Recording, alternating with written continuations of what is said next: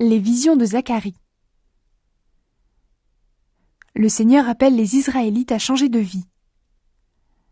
La 2e année où Darius est roi de Perse, le 8e mois, le Seigneur adresse sa parole au prophète Zacharie, fils de Béréchia et petit-fils d'Iddo. Il lui demande de dire ceci aux Israélites. « Voici ce que j'affirme, moi, le Seigneur de l'univers. Je me suis mis dans une violente colère contre vos ancêtres. Mais revenez vers moi, le Seigneur, et je reviendrai vers vous. Je le déclare, moi, le Seigneur de l'univers. N'imitez pas vos ancêtres. Autrefois, les prophètes leur ont lancé cet appel de ma part. Abandonnez votre mauvaise conduite et vos actions mauvaises. Mais ils ne m'ont pas écouté, et ils n'ont pas fait attention à moi. Vos ancêtres ne sont plus là, et les prophètes sont morts. Pourtant, les paroles et les ordres que j'ai donnés à mes serviteurs les prophètes ont finalement touché vos ancêtres. Alors, ils ont changé de conduite, et ils ont dit « Le Seigneur de l'univers avait décidé de nous traiter selon notre conduite et nos actes, et c'est ce qu'il a fait. » Première vision, les chevaux. La 2e année où Darius est roi, le 11e mois, ou mois de Shebat, le 24 du mois, le Seigneur adresse sa parole au prophète Zacharie, fils de Béréchia et petit-fils d'Iddo. Zacharie raconte « Cette nuit-là, je vois un homme monter sur un cheval roux. Il se tient au milieu d'arbres verts au fond d'une vallée. Derrière lui, il y a des chevaux roux, bruns et blancs. Je demande au cavalier « Que représentent ces chevaux, mon Seigneur ?»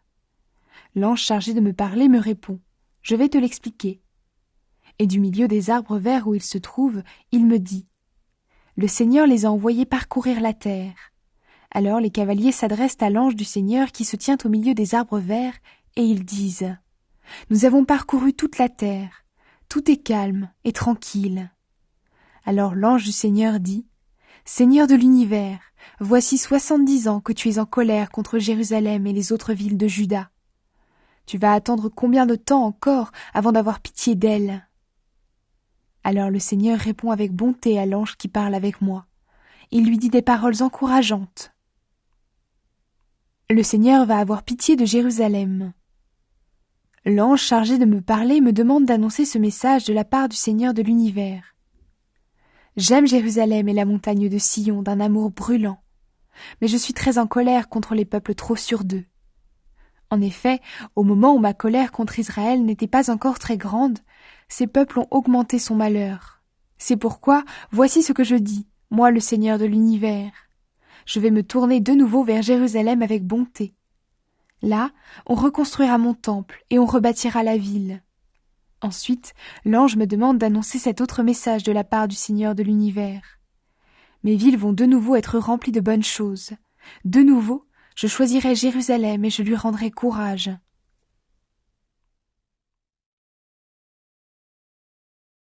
Deuxième vision, les cornes et les forgerons. Je lève les yeux et je vois 4 cornes. Je demande à l'ange chargé de me parler. Qu'est-ce que ces cornes représentent ? Il me répond. Elles représentent les pays puissants qui ont chassé de tous côtés les habitants de Juda, d'Israël et de Jérusalem. Ensuite, le Seigneur me fait voir 4 forgerons. Je demande, qu'est-ce qu'ils viennent faire ? Il me répond, ils viennent pour effrayer et détruire les pays puissants qui ont attaqué le pays de Juda. Ils ont chassé ses habitants de tous côtés et personne n'a pu leur résister. Troisième vision, la corde à mesurer. Moi, Zacharie, je lève les yeux et voici ce que je vois. Un homme tient à la main une corde pour mesurer. Je lui demande « Où vas-tu » Il me répond « Je vais mesurer Jérusalem pour connaître sa largeur et sa longueur. » L'ange chargé de me parler s'avance et un autre ange vient à sa rencontre. Alors l'ange chargé de me parler lui dit « Va vite dire au jeune homme qui tient la corde. Jérusalem doit rester une ville ouverte, sans mur de défense. En effet, les gens et les bêtes qui vivront là seront très nombreux. Voici ce que le Seigneur déclare. Moi-même, je serai là comme un mur de feu autour de la ville, et au milieu d'elle, je montrerai ma gloire. » Le Seigneur appelle les exilés à rentrer à Jérusalem. Le Seigneur déclare « Allez, allez, vous que j'ai chassés de tous côtés, au nord et au sud, à l'est et à l'ouest. Fuyez maintenant, quittez le pays du Nord. Allez, gens de Jérusalem, vous qui habitez à Babylone, partez vite.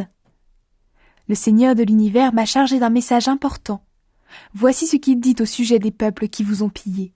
Celui qui vous attaque mon trésor le plus précieux. Oui, je vais agir contre les autres peuples. Alors ceux qui ont été leurs esclaves les pilleront à leur tour.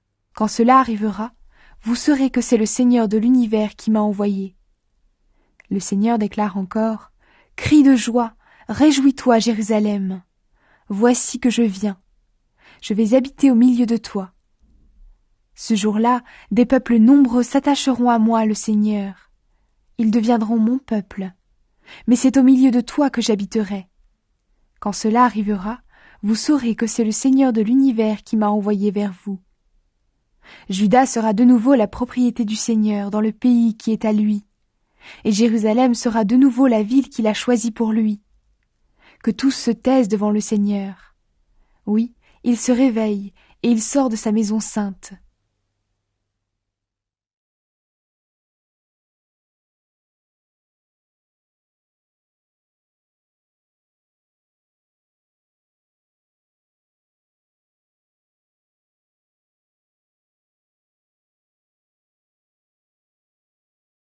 Quatrième vision. Le grand prêtre Yeshua. Le Seigneur me fait voir le grand prêtre Yeshua. Il est debout devant l'ange du Seigneur.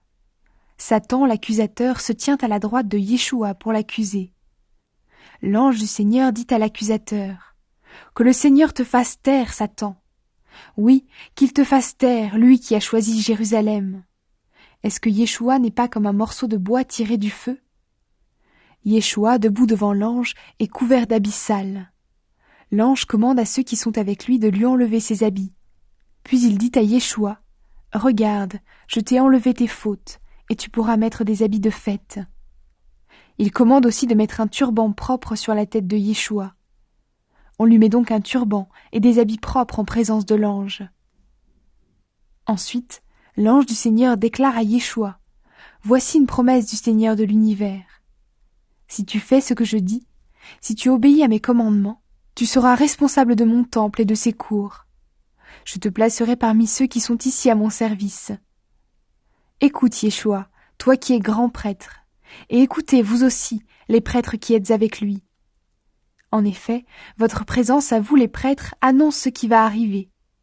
Je vais faire venir mon serviteur, celui qui s'appelle Germe. Devant Yeshua, je place une pierre. Sur cette seule pierre, il y a 7 points brillants.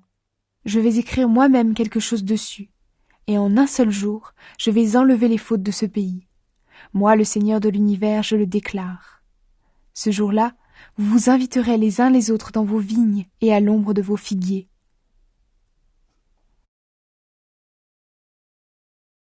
Cinquième vision. Le porte-lampe et les oliviers. L'ange chargé de me parler vient, et il me réveille comme si j'étais en train de dormir.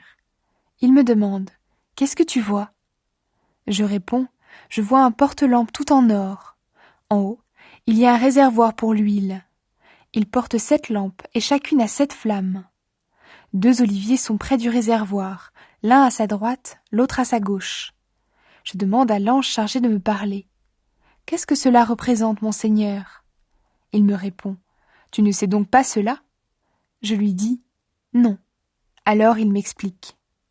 Les 7 lampes représentent les yeux du Seigneur. Il surveille toute la terre. Je lui demande encore, « Et les 2 oliviers, à droite et à gauche du porte-lampe, qu'est-ce qu'ils représentent ?»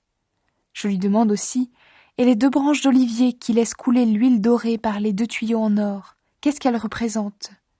Il me répond, « Tu ne sais donc pas cela ?» Je lui réponds, « Non, mon Seigneur. » Alors il m'explique. Ce sont les 2 hommes consacrés avec de l'huile au service du Seigneur de toute la terre. Promesse du Seigneur au sujet de Zorobabel. L'ange me charge de dire cette parole à Zorobabel. Voici le message du Seigneur de l'univers. Ce n'est pas par le courage ni par la violence que tu agiras, mais c'est par mon esprit. Il ajoute, « Est-ce que cette grande montagne est un obstacle ? Zorobabel la changera en plaine. Il en sortira la pierre principale du temple. et les gens crieront « Bravo, bravo pour elle !» Le Seigneur me donne cet autre message. Zorobabel a posé les fondations du temple, c'est lui aussi qui le finira. Quand cela arrivera, vous saurez que c'est le Seigneur de l'univers qui m'a envoyé vers vous. Il ne faut pas mépriser les petits efforts du début. Il faut plutôt se réjouir en voyant Zorobabel commencer à reconstruire le temple. Sixième vision. Le livre de la malédiction. Je lève de nouveau les yeux et je vois un livre en forme de rouleau qui vole dans l'air. L'ange me demande « Qu'est-ce que tu vois ?» Je réponds « Je vois un rouleau qui vole dans l'air.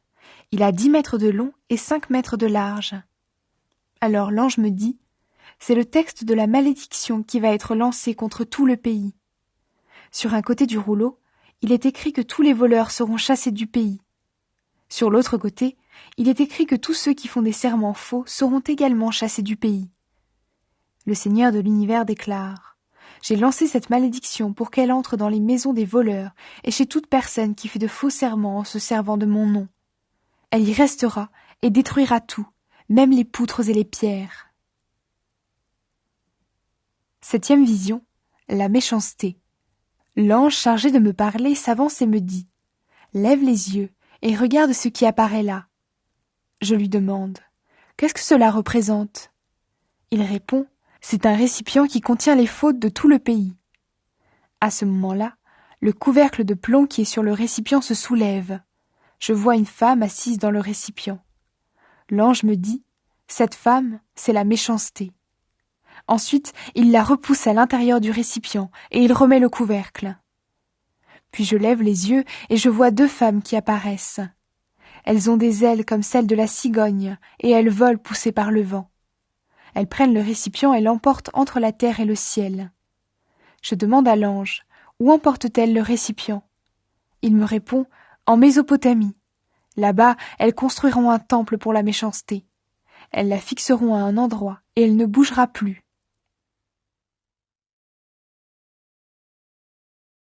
Huitième vision. Les 4 chars.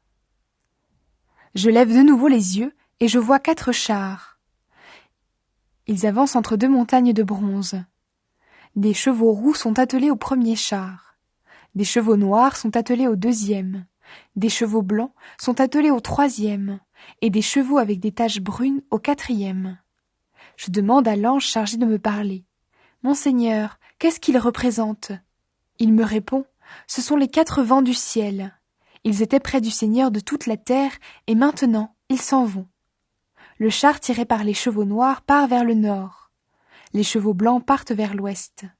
Les chevaux avec des taches vont vers le sud. Les chevaux bruns s'avancent.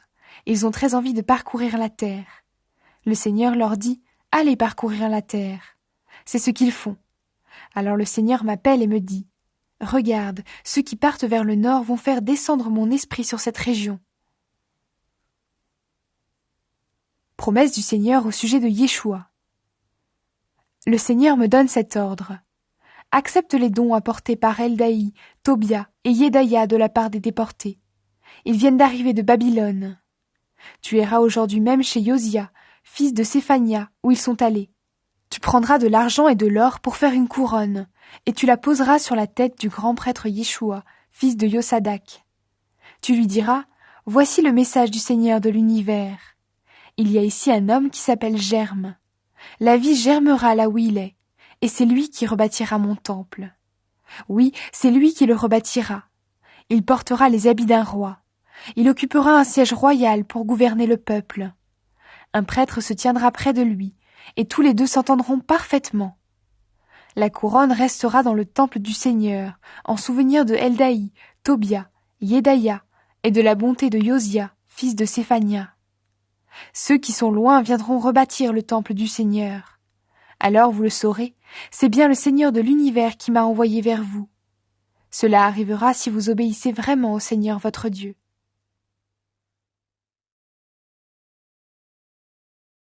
Est-ce vraiment pour Dieu que les Israélites jeûnent ? La 4e année où Darius est roi, le 9e mois ou mois de Kisleu, le 4 du mois, le Seigneur m'adresse sa parole. Les habitants de Béthel ont envoyé Sarécer et Régem-Mélec avec des délégués au temple du Seigneur de l'univers. Ils doivent demander à Dieu de montrer sa bonté et poser cette question aux prêtres et aux prophètes. Est-ce que nous devons toujours pleurer et jeûner le 5e mois de l'année, comme nous le faisons depuis si longtemps? Alors le Seigneur de l'univers me donne l'ordre de faire connaître sa réponse aux prêtres et à tous les habitants du pays. Depuis 70 ans, vous jeûnez et vous chantez des chants de deuil pendant les 5e et 7e mois. Mais est-ce vraiment pour moi que vous jeûnez? Et quand vous mangez et buvez, c'est bien dans votre intérêt, n'est-ce pas? Autrefois déjà, les prophètes ont fait ces reproches de la part du Seigneur. À ce moment-là, les habitants de Jérusalem et des villes qui l'entourent vivaient en paix. La région du Néguev et le bas pays étaient habités. Le Seigneur de l'univers me demande de dire ces paroles. Rendez des jugements justes, soyez bons et pleins de tendresse les uns envers les autres. N'écrasez pas par l'injustice les veuves et les orphelins, les étrangers et les pauvres. N'ayez pas de mauvaises intentions les uns envers les autres. Mais autrefois déjà, les gens ont refusé d'écouter. Ils ont tourné le dos et ils ont fermé leurs oreilles pour ne pas entendre. Ils ont rendu leur cœur dur comme le diamant. Ils ont refusé d'entendre l'enseignement et les paroles que le Seigneur de l'univers leur a données par son esprit, par l'intermédiaire des prophètes d'autrefois. Alors le Seigneur s'est mis dans une violente colère et il a dit « Ils n'ont pas voulu m'écouter quand je leur ai demandé d'obéir. De même, je n'ai pas voulu les écouter quand ils m'ont demandé de l'aide. Je les ai fait partir parmi toutes sortes de peuples qu'ils ne connaissaient pas. Ainsi, leur pays a été détruit après leur départ. Personne n'y allait et personne n'en revenait. Ce pays si agréable, ils l'ont transformé en tas de ruines. »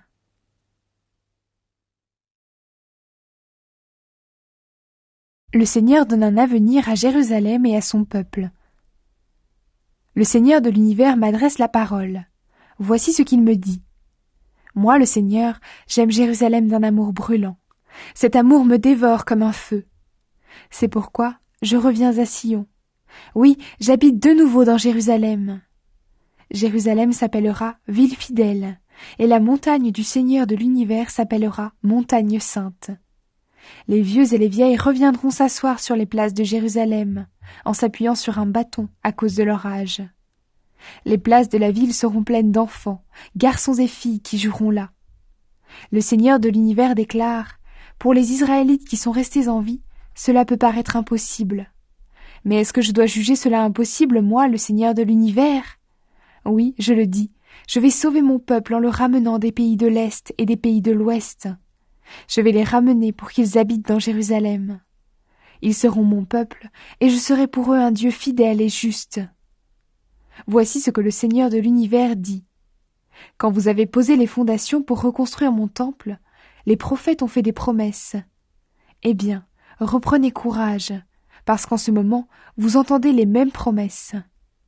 Avant, personne ne payait le travail des gens, et le travail des bêtes ne faisait rien gagner. À cause des ennemis, personne ne pouvait se déplacer en sécurité. En effet, j'avais lancé tous les humains les uns contre les autres. Mais maintenant je le déclare, moi, le Seigneur de l'univers, je ne traiterai plus comme autrefois les gens de ce peuple qui sont restés en vie. Je répandrai la paix sur la terre, les vignes donneront du raisin, la terre produira des récoltes, le ciel fera tomber la pluie. Je donnerai tous ces bienfaits en partage aux gens de mon peuple qui sont restés en vie. Royaume de Juda et d'Israël parmi les autres peuples, vous avez été l'exemple d'un peuple maudit. Mais maintenant je vous sauve. Vous serez alors l'exemple d'un peuple béni. N'ayez plus peur, reprenez courage. Voici les paroles du Seigneur de l'univers. Quand vos ancêtres m'ont mis en colère, j'ai décidé de vous faire du mal, et je n'ai pas changé d'avis. Maintenant, au contraire, j'ai décidé de vous faire du bien, habitants de Jérusalem et de tout le royaume de Juda. N'ayez pas peur. Voici les règles que vous suivrez. Dites-vous la vérité les uns aux autres. Dans vos tribunaux, rendez des jugements justes qui feront la paix. N'ayez pas de mauvaises intentions les uns envers les autres. Refusez de faire de faux serments. Toutes ces mauvaises actions, je les déteste. Je le déclare, moi, le Seigneur. Les jours de jeûne deviendront des jours de fête. Le Seigneur de l'univers m'adresse la parole. Les jeûnes que vous faites pendant le 4e mois de l'année, pendant le 5e, le 7e et le 10e mois, deviendront maintenant pour le peuple de Juda des jours de fête pleins de joie et de gaieté. Alors, aimez la vérité et la paix. Tous les peuples viendront à Jérusalem. Voici les paroles du Seigneur de l'univers. Oui, des peuples étrangers, venant de nombreuses villes, arriveront de nouveau à Jérusalem. Les habitants d'une ville diront aux habitants d'une autre ville, « Venez, nous partons prier le Seigneur de l'univers et chercher sa présence. » Ils répondront, « Nous y allons aussi. » Oui, des peuples nombreux et puissants viendront à Jérusalem chercher ma présence et me prier. Je le dis, à ce moment-là, 10 étrangers parlant chacun une langue différente saisiront un juif par son vêtement, et ils lui diront « Nous voulons aller avec vous. En effet, nous avons appris que Dieu est avec vous. »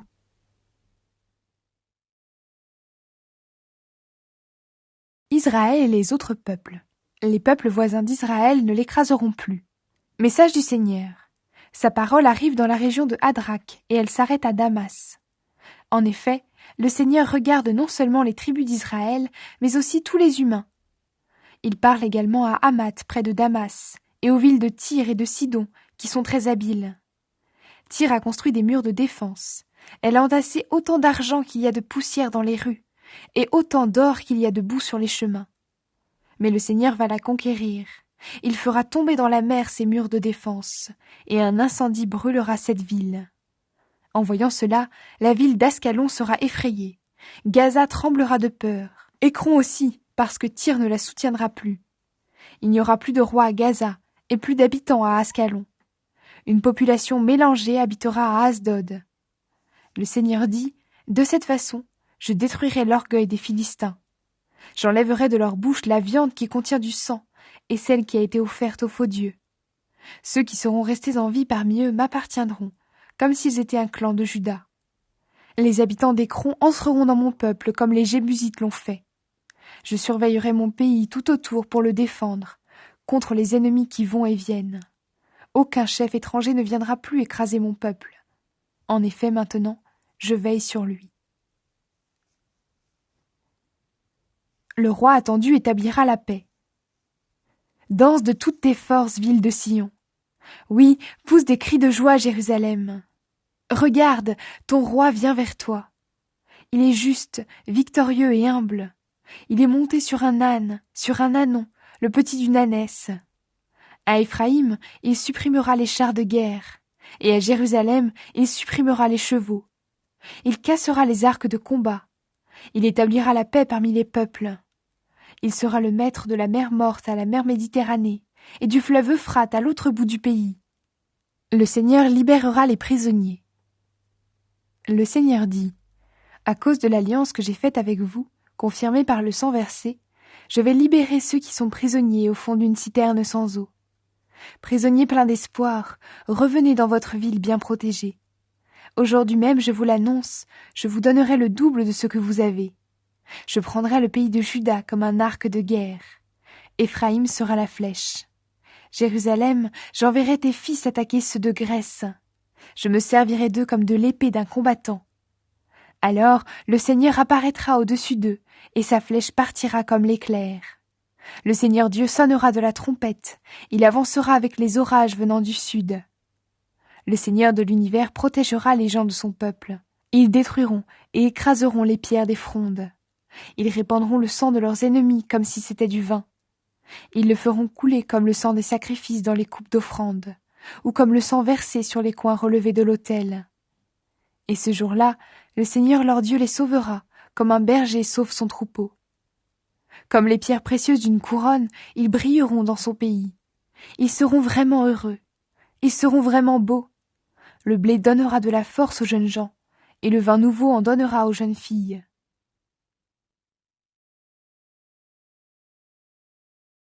Seul le Seigneur donne la pluie. Demandez la pluie au Seigneur quand les champs ont besoin d'eau. C'est lui qui produit les orages.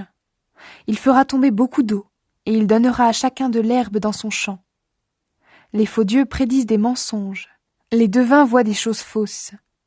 Les rêves qu'ils racontent sont creux. Ils consolent avec du vent. C'est pourquoi le peuple est parti, comme un troupeau malheureux parce qu'il n'a pas de berger. Le Seigneur ramènera son peuple et le rendra fort. Je me suis mise en colère contre les mauvais bergers. Je vais agir contre les boucs. Oui, moi, le Seigneur de l'univers, je vais agir en faveur de mon troupeau, le peuple de Juda. J'en ferai mon beau cheval de combat.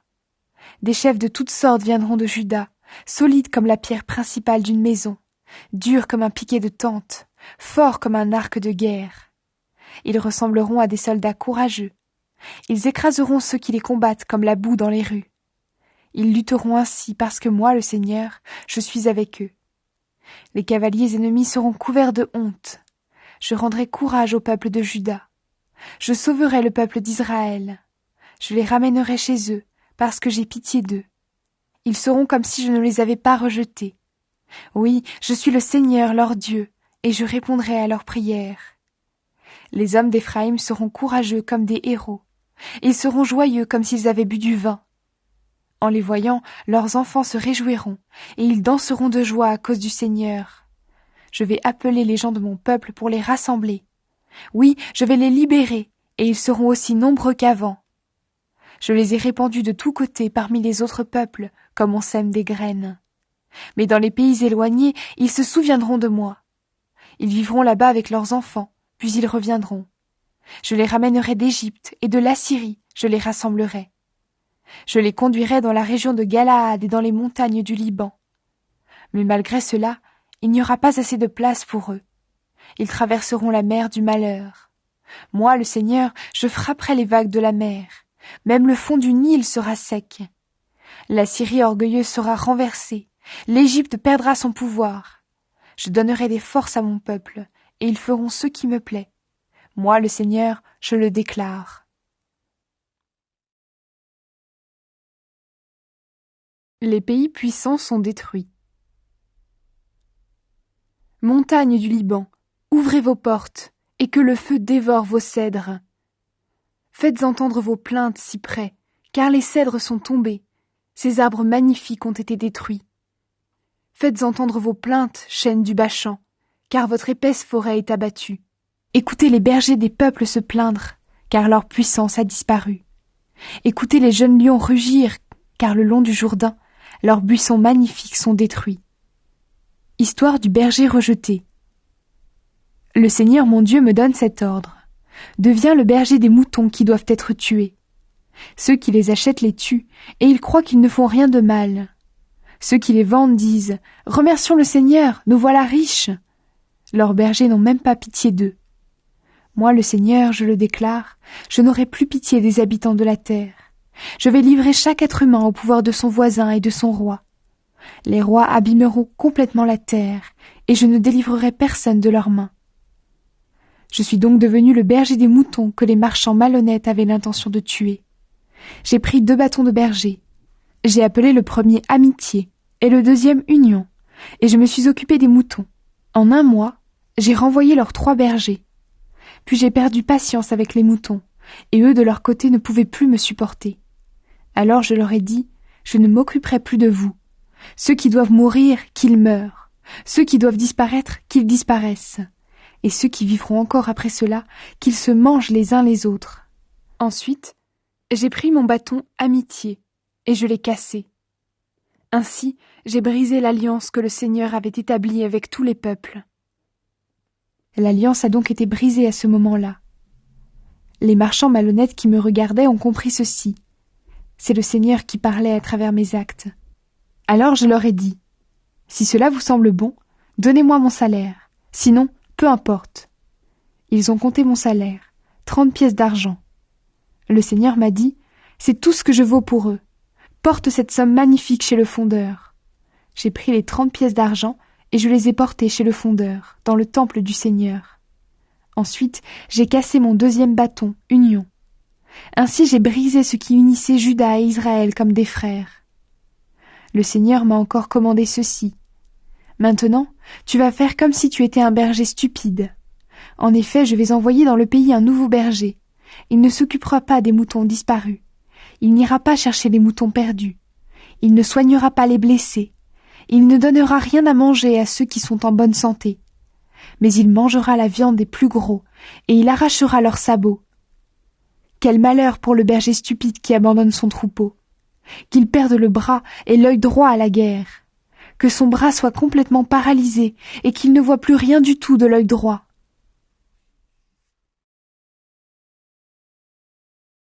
Jérusalem sera attaquée, mais le Seigneur sauvera la ville. Voici un message du Seigneur au sujet d'Israël.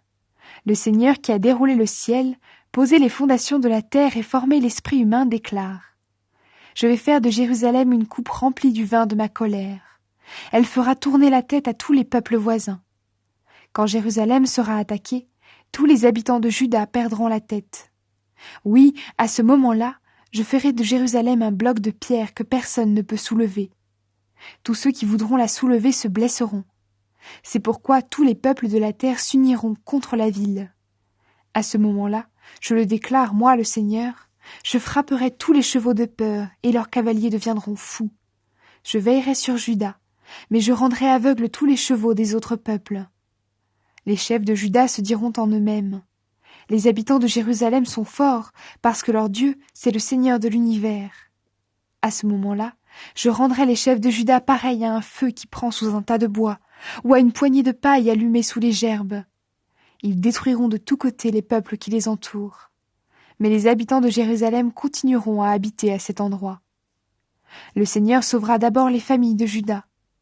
Alors, les gens de la famille de David et les habitants de Jérusalem ne se croiront pas au-dessus des autres gens de Juda. À ce moment-là, le Seigneur protégera les habitants de Jérusalem. Les plus faibles parmi eux deviendront aussi forts que David. Les gens de la famille de David seront pour eux comme Dieu à leurs yeux, comme l'ange du Seigneur. Tout le pays fera les cérémonies de deuil. Le Seigneur dit : À ce moment-là, je chercherai à détruire tous les peuples qui viendront attaquer Jérusalem.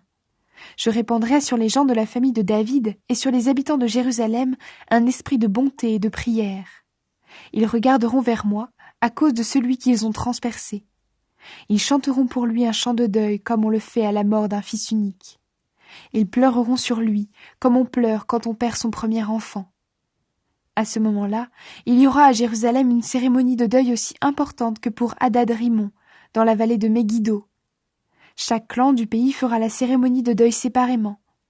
Le clan de la famille de David à part, les hommes d'un côté, les femmes de l'autre. Le clan de la famille de Nathan à part, les hommes d'un côté, les femmes de l'autre. Le clan de la famille de Lévi à part, les hommes d'un côté, les femmes de l'autre. Le clan de la famille de Chiméi à part, les hommes d'un côté, les femmes de l'autre. De la même façon, tous les autres clans feront la cérémonie de deuil séparément, les hommes d'un côté, les femmes de l'autre. À ce moment-là, une source coulera pour laver les fautes et les impuretés des gens de la famille de David et des habitants de Jérusalem. Le Seigneur chassera les faux prophètes du pays. Le Seigneur de l'univers déclare : À ce moment-là, j'enlèverai les faux dieux du pays, et on ne dira plus leur nom. Je chasserai du pays les faux prophètes, et je vous enlèverai l'envie d'adorer les faux dieux. Si quelqu'un veut encore faire le prophète, son père et sa mère eux-mêmes lui diront : Tu dois mourir, car tu dis des mensonges au nom du Seigneur. Et pendant qu'il parlera faussement de ma part, son père et sa mère le feront mourir. À ce moment-là, les prophètes auront honte de faire les prophètes et de raconter ce qu'ils voient. Ils n'oseront plus tromper les gens en portant l'habit en peau de bête des prophètes. Mais chacun dira : Je ne suis pas un prophète, je suis un cultivateur, moi. Je possède des champs depuis ma jeunesse. Et si quelqu'un lui demande : Ces blessures sur ta poitrine, qu'est-ce que c'est ? Il répondra : J'ai été blessé dans la maison de mes amis. Le peuple nouveau reconnaît le Seigneur comme son Dieu. Voici ce que le Seigneur de l'univers déclare : Épée, réveille-toi contre mon berger, contre mon ami courageux. Tue le berger. Alors les moutons partiront de tous côtés, et j'attaquerai les petits du troupeau. Le Seigneur ajoute : Les 2/3 des habitants du pays mourront. 1/3 d'entre eux pourront rester en vie. Ceux qui vivront encore, je les ferai passer par le feu. Je les rendrai purs comme on purifie l'argent. J'examinerai ce qu'ils valent comme on examine l'or. Alors ils feront appel à moi, et je leur répondrai. Je dirai, vous êtes mon peuple, et eux diront, Seigneur, tu es notre Dieu.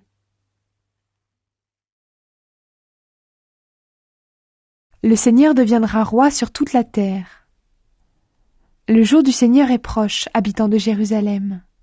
Les autres peuples partageront vos richesses sous vos yeux.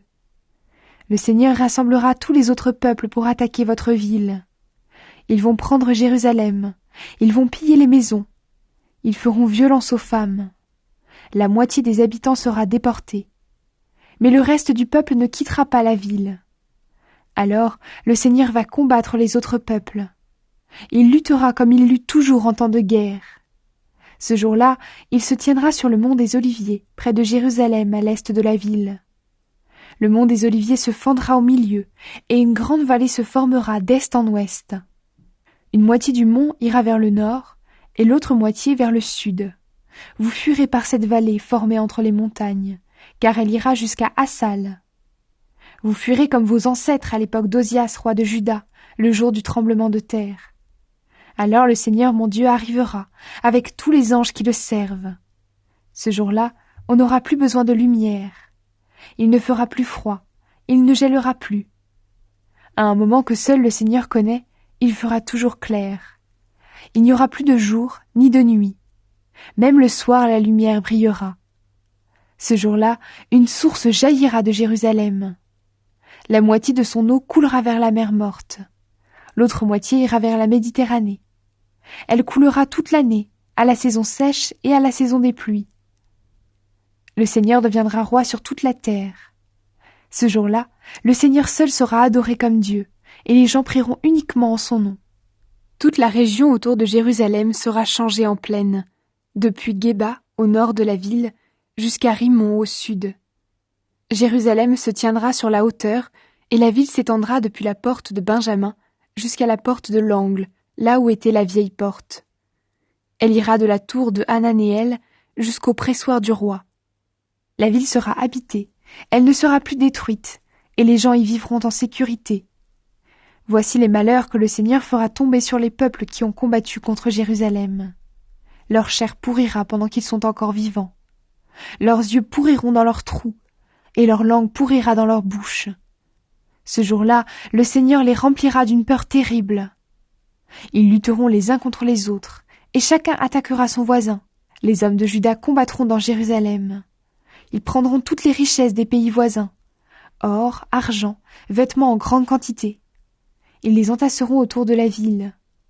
Tous les animaux des camps ennemis, chevaux et mulets, chameaux et ânes, seront frappés des mêmes malheurs que les humains.